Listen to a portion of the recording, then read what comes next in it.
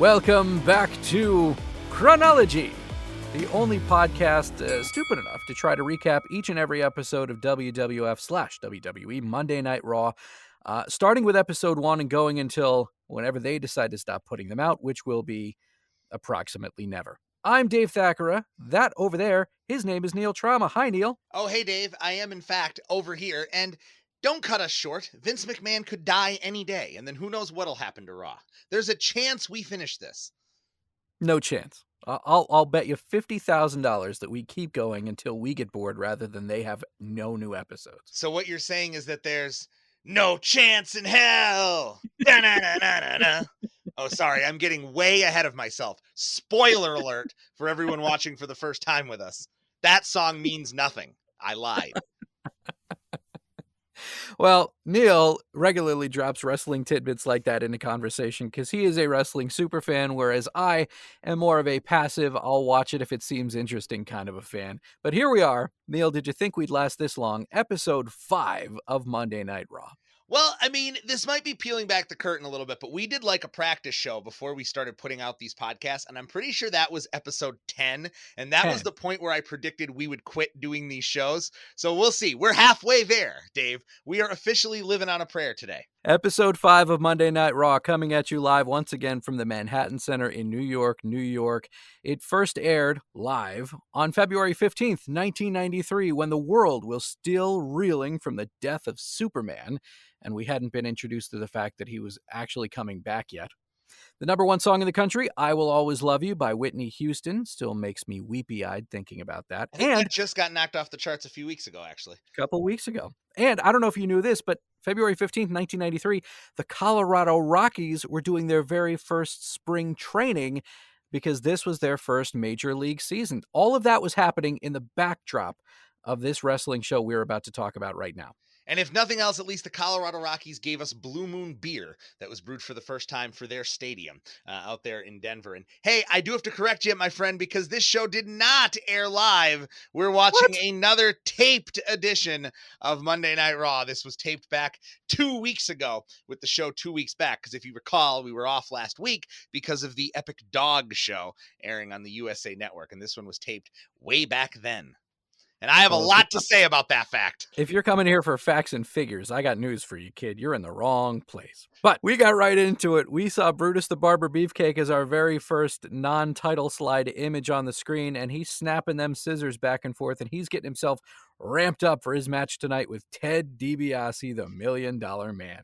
Well, you know, I liked this. I liked the inset promo to start the show. It made it seem like a big deal. It was reminiscent of the old Saturday Night's Main Events, which I'm guessing you've probably never seen since they were before your time frame as a fan, I think, right? Did you ever see any of the old Saturday Night Main Events? No. Yeah, they were the shows they aired in place of Saturday Night Live on NBC. Really big deal at the time. But anyway, one of the hallmarks of those shows was that they always opened with all the guys on the show cutting like a couple second little promo about their match. So I liked this. I don't know how long Raw's going to keep doing this, but for this episode, I did like this. Now, what I will say is that's the only thing I think I liked about this whole Brutus Beefcake, Ted DiBiase thing. But that's the main event, so we got a long way. To get there. But Beefcake, just right off the bat, like, it just seems so out of place. Like, this was like a promo. This is Brutus Beefcake and Ted DiBiase cutting Saturday Night's Main Event opening promos in 1993 when it really felt like this should have been like the May 1989 Saturday Night's Main Event. I don't know what it's doing here on this Raw. In the middle, and I'm sure we'll get to it eventually, but this whole episode seemed like it was caught between two eras and it leaned older rather than newer. Yeah, it's like Vince forgot that he was booking this new Raw show and just like booked a primetime wrestling or this was really a Saturday Night's Main Event, except for the fact that there were 2 jobber matches, which Saturday Night Main Event never had that. But this is what it would be. You throw a random battle royal out there for no reason, which we'll also get to. You have Brutus Beefcake and Ted DiBiase. This really did feel like a throwback to like a 1991 WWF show, not a 1993 show. And in that fashion, they're already name dropping Hulk Hogan randomly. So you know that the Orange Goblin is coming back at some point in the near future. Well, they name dropped Hulk Hogan right after they name drop God. So, you know, But they have at least those priorities in order. Oh, this was great. So they do the opening promos. Then, like always, it's Vince and Macho Man and Rob Bartlett promoting the show.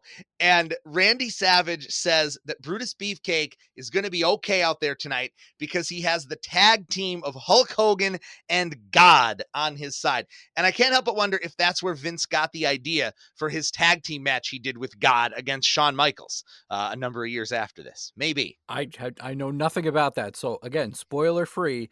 Don't tell me. I want to get there. Oh, wait until we get to 2006. Fair enough. We start the show talking to the three announcers, blah, blah, blah. Then we go into the Steiner brothers, who beat a pair of guys who I'm gonna go out on a limb here and say didn't have a long and storied history with the company. Bobby Who and Glenn Ruth. Well, hey, Glenn Ruth, I told you back a while ago, he's the future headbanger thrasher. So he gets another jobber appearance here, which is amazing he ever made it to become a headbanger, because I'm pretty sure Scott Steiner literally murdered him with a suplex in the center of the ring during this match. It was big. It was bad. It was awesome. That was the one highlight of the early part of this entire show, maybe even the highlight of the show. Because it definitely wasn't Rob Bartlett, as Vince McMahon says, it's Bobby Who. You didn't like their Abbott and Costello bit? No.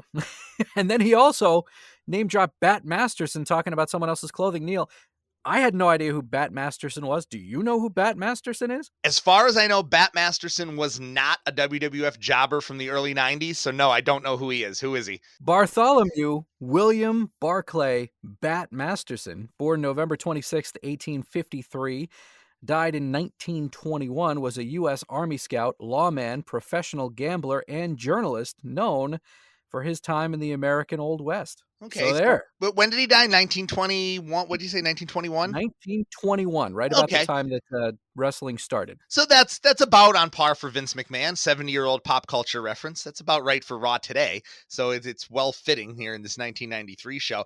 I did love the Abbott and Costello bit. I love how they actually ruined the joke. Rob Bartlett is so terrible. Even when he tries to be funny, like they make the little Abbott and Costello reference, and it's like, okay, you could chuckle at that when they make the joke for like a second, but then he just beats it into the ground and keeps going, yeah, like what's on second and who's on third. Okay, thanks, Rob. We get it. Because if the wrestling audience doesn't know, you're not helping matters by trying to explain the joke any further. And then it's WrestleMania report time. Usually our favorite part of the show. You get to see Mean Gene Okerlund out there, and he's doing his best to promote this WrestleMania show, but he is fighting an uphill battle. So we've got 3 matches announced. Bret Hart versus Yokozuna, which, I mean, God bless them. They're doing their best. It's the big monster heel who won the Royal Rumble against the world champion. I guess there's not much bigger they can promote than that. Then they've got The Undertaker against the Giant Gonzalez, who's, the other big heel on the block. And then, of course, the epic blood feud between Doink and Crush. Oh, give me my money now. I don't understand exactly why Mean Gene chose to use the phrase, tickets are moving fast, but they are still available, because I think we could have guessed the tickets would have still been available for this one, because again, it's not like they're selling out the Pontiac Superdome with this particular WrestleMania. And so that's one in a long stream of lies Mean Gene Okerlund trots out there during this little segment. He says, among other lies, number 1, this will be the greatest WrestleMania of all time. Spoiler alert, it won't be. Number 2. Wait, hold on. Not even to that point, because we've clearly had better WrestleManias since then. But even at the time, this wasn't going to be the greatest WrestleMania ever. It absolutely was not going to be the greatest WrestleMania ever. In fact, you can argue that it very, very much ends a streak of 4 great WrestleManias, 5, 6, 7, 8, all up there. In my opinion, they're all top 10, top 15 WrestleManias of all time. And then you get this dud that is generally considered the worst ever, although I think that's unfair to this show. It doesn't end up being that bad, but we'll get to it. But second lie, you won't be able to forgive yourself if you miss it. I guarantee that everyone who missed it did not regret it. And number 3, Las Vegas, the family entertainment capital of the world. Yes, that weird point in the 90s when Las Vegas was trying to remarket itself as the family entertainment capital of the world, until they realized that if we just remind people that we sell really cheap booze and have hookers, they'll all come here. Yeah, I guess that was before the M&M store moved into Times Square. Yeah, So yeah. yeah. Times Square then became the family entertainment capital of the world. Our next match, believe it or not, Yokozuna, in the build-up to this WrestleMania, even though he's on TV, will not lose the match to a man named Ross Greenberg. Yeah, amazing. But we did once again have the ass cam shot through Yokozuna's legs. Was that like standard at this time? Yes, it's an album, and Rob Bartlett even calls it out. He mentions the butt cam. I think he Ugh. mentions the big Oriental butt cam, as only Rob Bartlett can say.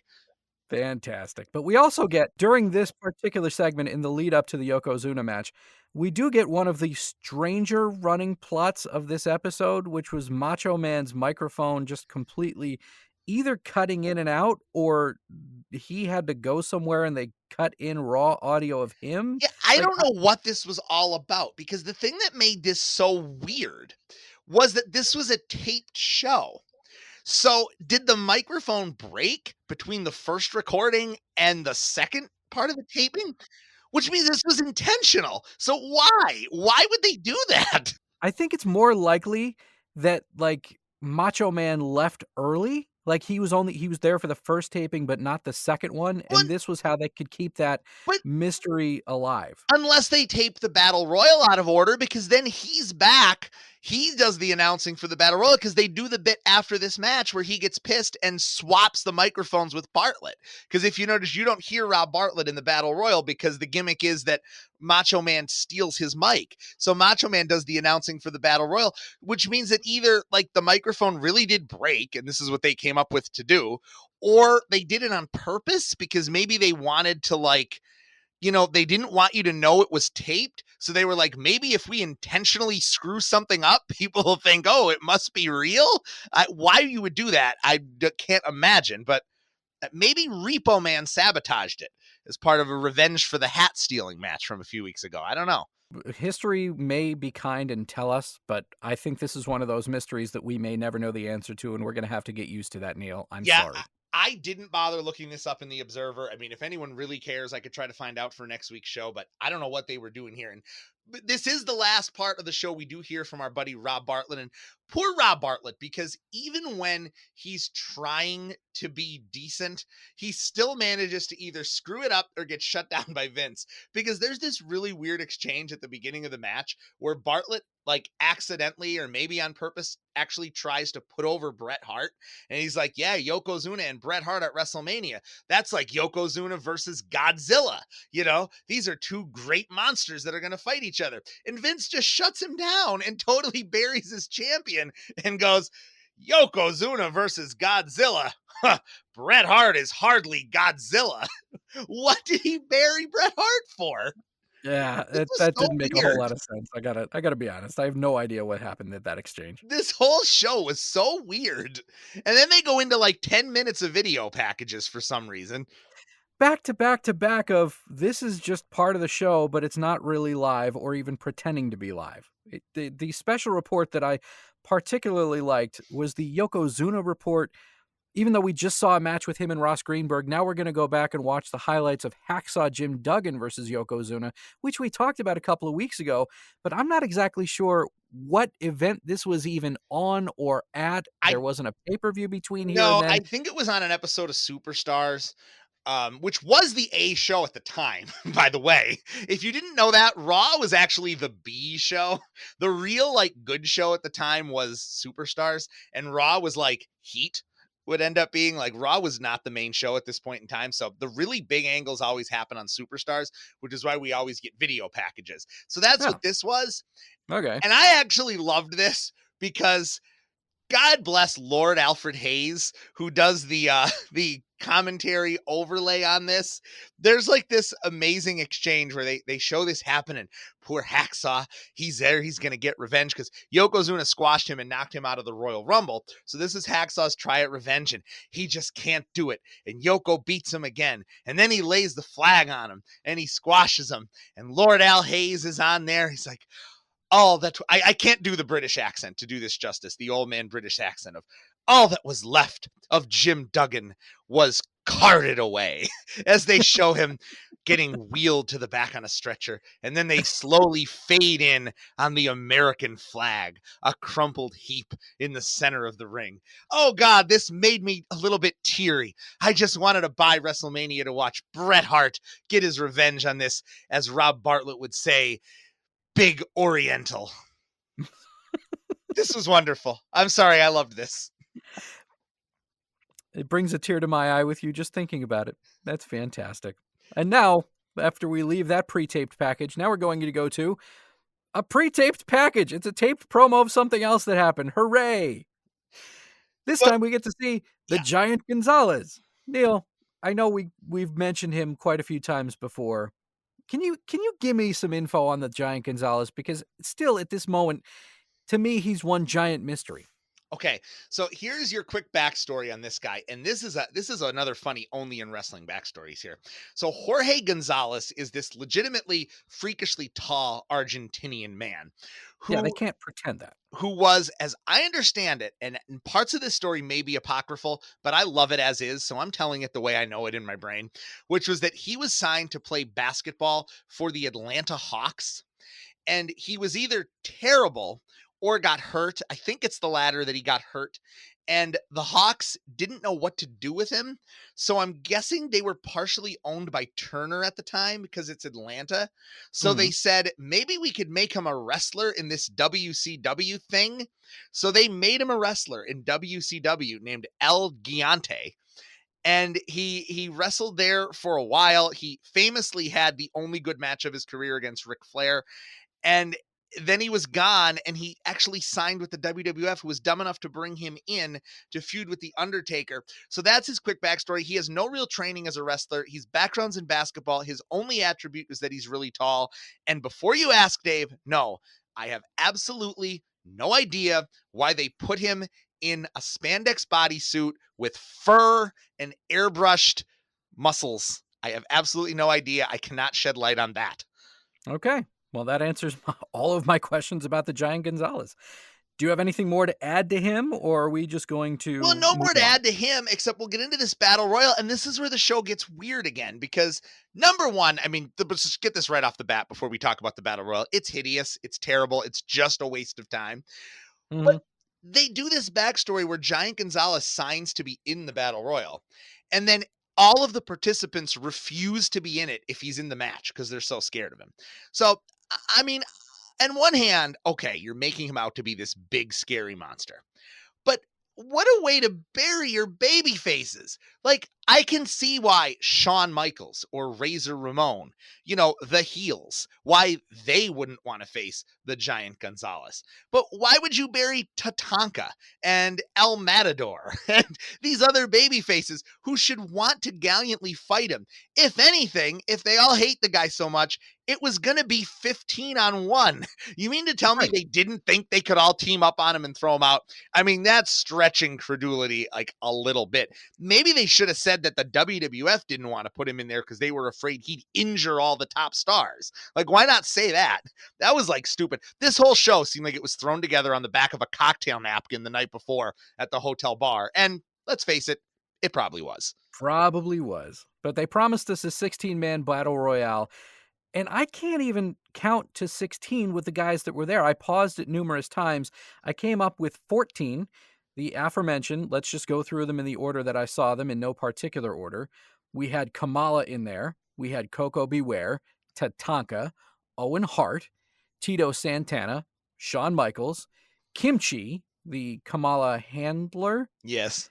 Terrific Terry Taylor, Razor Ramon, Bob Backlund, the Berserker, who I originally didn't even know who it was and wouldn't still to this day unless Vince name dropped him, because I know we've talked about him before, but I've forgotten that's how much of a character he means to me. We had Damian Demento, we had Typhoon, and we had some dude in a flannel shirt who, when he got eliminated, they're like, oh, that's Skinner, who I still don't know who that is. So that's 14. I counted 14 people. Unless they were counting the referees, can you think of anyone that I missed? Yeah. I mean, first of all, Berserker and Skinner, that's two early 90s, late 80s leftovers that I wouldn't be shocked if neither of them ever appear on Raw again. You missed jobber Iron Mike Sharp, who was in there. I didn't see him go out. I only took note of him because you had told me that you only counted 14 guys, so I made it a point to find the other guys. And this was a bit of a lie they told because the 16th guy is Giant Gonzalez. Because remember, he was supposed to be in it. That's why it was a 16-man Okay. battle royal, but then nobody would participate if he was. So he wasn't technically a part of it. That's how they got up to Gotcha. 16. But yeah, this was absolutely a nothing happening battle royal. I mean, do you have any thoughts on it at all? It was agonizing. Like, those middle parts of the Royal Rumble where they want a whole lot of guys in there, but the guys that already started are kind of tired, and the guys that they're really trying to push didn't even come out yet. And there's just a whole lot of holding people on the ropes, and there's a lot of like, and Yep, nothing really happens with that's a couple. this. It was 20 minutes of that. Yeah, this was pretty rough. This was just a standing around punching, then you go out. I mean, the only potentially good spot, I did like the Kamala and Kimchi chase through the building when they were both Yes. out, and they showed Kamala chasing him up on the balcony, and Vince McMahon actually says, I heard that Kamala's chasing Kimchi out on 42nd Street right now, and it got me thinking about the whole structure of this show, and I'm probably putting way too much thought into this, and I'm looking at it with 30 years of hindsight. But wouldn't this show have been better? Just hear me out here. If they opened with the battle royal, because you could have accomplished two things. Number one, you could have had a dude get thrown out and fall into the announcers and at least have an excuse for the stupid microphone bit.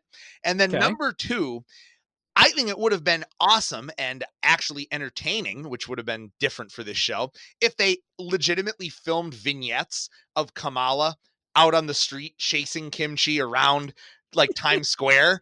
They could have cut them into the show later since it was a taped show. And that would have actually been pretty funny watching people see this like masked idiot running away from this lunatic in a loincloth like through Times Square. They could have done that, but they didn't.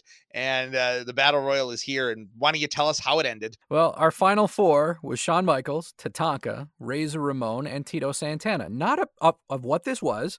Those are probably the right four guys to be the final four. So my thought process went, let me take you through this in real time.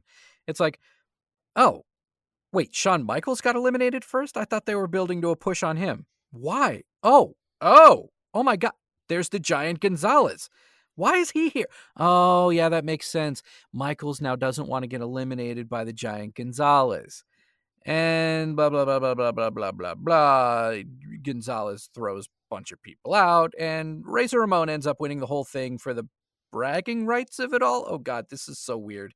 I Yeah, genuinely have I have no thoughts whatsoever on who thought this was a good idea or why. yeah, and I mean, I could rebook it if you want. This would really be being ticky tack. Like, obviously, they put no thought into this. Like, this was None. just to waste time on this episode of Raw. But I mean, as far as the final four, it probably should have been Backlund instead of Tito, just because spoiler alert, Backlund's going to face Ramon at WrestleMania, so that would have probably made a little bit more sense. But then I did actually like the finish. Like, I liked Razor sliding out of the ring. What happens is it's down to those four. Shawn gets thrown out by Tito and Tatanka, which once again, that probably should have just been Tatanka since they're going to fight at WrestleMania, but whatever, that's fine. The two guys team up to throw out the Intercontinental Champion, so you put him over a little bit. It took two guys to get him out. Then the two baby faces are teaming up on Ramon. Giant Gonzalez comes up from behind, flings them both out because he's big and scary. Ramon rolls under the bottom rope. Giant Gonzalez climbs over the top rope and walks away. And as he's walking away with his back turned to Ramon so he can't see him, then Razor rolls back into the ring and taunts him like, come on, big guy, come and fight me. They didn't sell this and they didn't even fully show it on camera. It was just happening at the bottom of the screen. But that put it over for me because Razor was so awesome. Like, what a chicken shit heel. You run away, and then as the guy's walking away, you say, oh, come on, I'm here. I'd have fought you. And he wins Mm. that way. So that couple seconds almost made it worth it for me. But yeah, this was just like a waste of 20 minutes in the middle of the show. And we've probably wasted too much time talking about it. All in all, anticlimactic. Again, anytime they do a big match like this, I kind of want it to have some sort of stake. It didn't have stake. They didn't care, so I don't care? Yeah, they could have just done like, why not do, well, I don't know. I was going to say like winner gets the Intercontinental Champion at WrestleMania and then you give the match to Tatanka, but whatever. It's whatever. This was a Whatever. waste of time. Great. Moving on to our next match, the $1 Million Man, Ted DiBiase, a match we've been building for a couple of weeks now, against Brutus the Barber Beefcake in the battle of pretty great mullets, if I'm going to be honest. That's about all that was pretty great about this. I mean, this is such a nothing happening match. Beefcake comes out and Vince is like, the crowd is on their feet. And they show the crowd and like half of them are just like sitting on their hands. Like nobody cares about Beefcake. Well, they've probably been there for what, 7 hours at this point if they tape this episode back to back? Yeah, I mean, why? Like nobody cares. The crowd doesn't care about Beefcake. Nobody cares about Beefcake, and for no good reason. The only person who seems to care about Beefcake is Jimmy Hart. Like, why? Like, The manager. literally, Brutus Beefcake. If you've been watching WWF this whole time, Brutus Beefcake spent like a year and a half feuding with the Honky Tonk Man and his manager, Jimmy Hart. Like, why does Jimmy Hart care so much about Brutus Beefcake all of a sudden? Like, they don't even really try to explain it. It makes no sense. It's like, oh, he's afraid that Ted DiBiase is going to get hurt and jeopardize the tag belts. Okay, he's not afraid of that in every other match that they book as singles. Like, this is so stupid. And we're name dropping Hulk Hogan once again, because apparently the Hulkster is the Beefcake's one and only fan. One and only supporter, his one and only friend. Him and Jimmy Hart, for some reason, the manager of the other guys. So what actually happens here if you didn't see it or you don't remember or whatever? I don't know if people are watching these shows before they listen to us or how people are, how people are consuming this podcast. But what happens here is the angle is that they fight for a while and then IRS gets in there and they double team him and then they smack him in the face with the IRS's briefcase. And they sell this like Brutus Beefcake has been shot in the middle of the ring. Like the announcers go quiet. This is when Jimmy Hart officially turns on Money Inc. He can't believe that they would do this. He's helping Beefcake. He's crying as they come out and stretcher him to the back. And like, I have so much to say about this. Can I give my thoughts first and then you can, see if you agree with me or not? Like, this angle sucks. Like, it could have been good, but it makes no sense. Like, first, why did they even tease the Jimmy Hart turn? It would have been better if he was appalled that they hit him with the briefcase, like, just out of nowhere, in my opinion. But that's a little thing. Then they do this stretcher job angle with Beefcake. Like, they go the whole 9 yards. They're quiet. People are crying. They do this. They zoom in on blood in the ring that I don't know how it got there because they never showed Beefcake bleeding, but that might have been a USA Network thing where they said they couldn't show it. So that's why they just showed the blood on the canvas, and Macho Man is all solemn and they're like, oh, that wasn't IRS or Ted DiBiase's blood. It must have been Beefcake's. And that's how they go to commercial. It's like, oh my God, Brutus Beefcake might be dead. So then they get back and Vince promised an update on Beefcake. And this is his update after this serious, solemn, he may have died in the ring angle.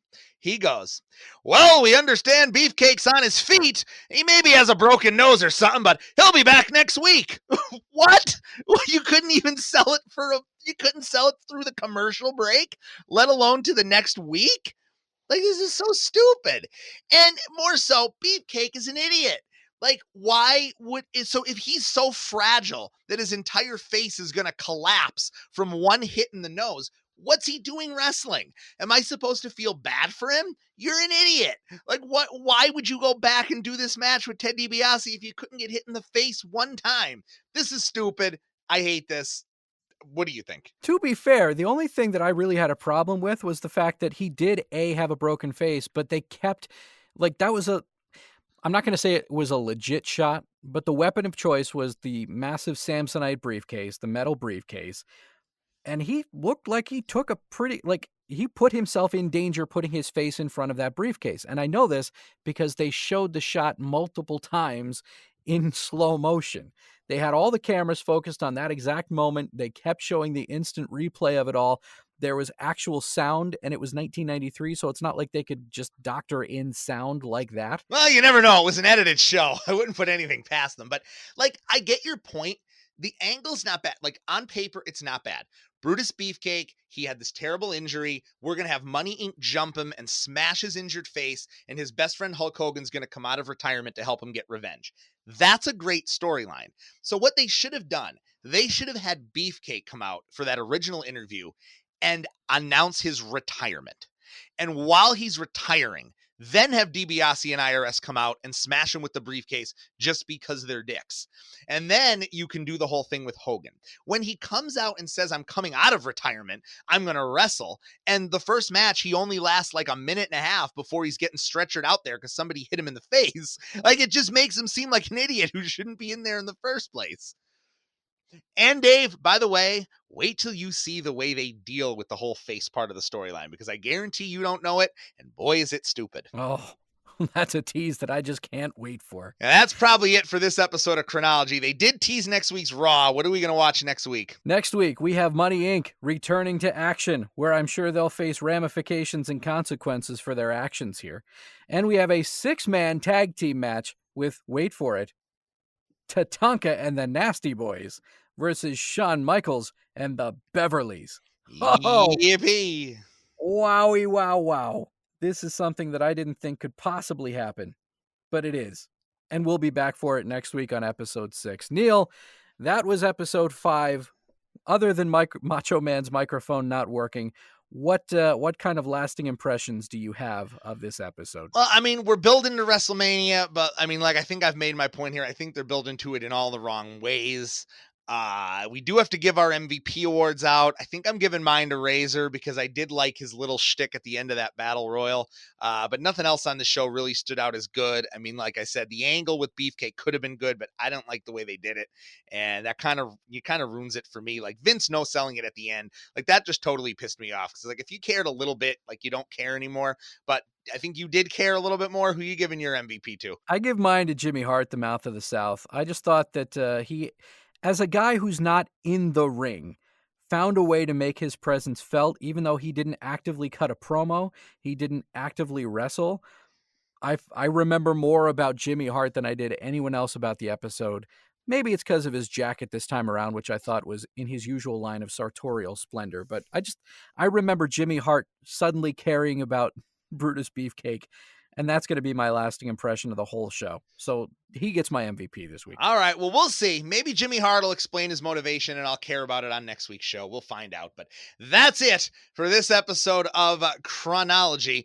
Thanks for joining us wherever you're listening to us. We are now part of the Place to Be Nation podcast family, so we're really excited to be doing these shows there and elsewhere around the interwebs. Dave, any more parting thoughts, or is this where we go our separate ways for the week? Can't wait to episode 6. Maybe no dog show is going to interrupt this time. I kind of wish there would be a dog show instead of the Nasty Boys match, but whatever. We'll talk to you next week. Take it easy. That was fun.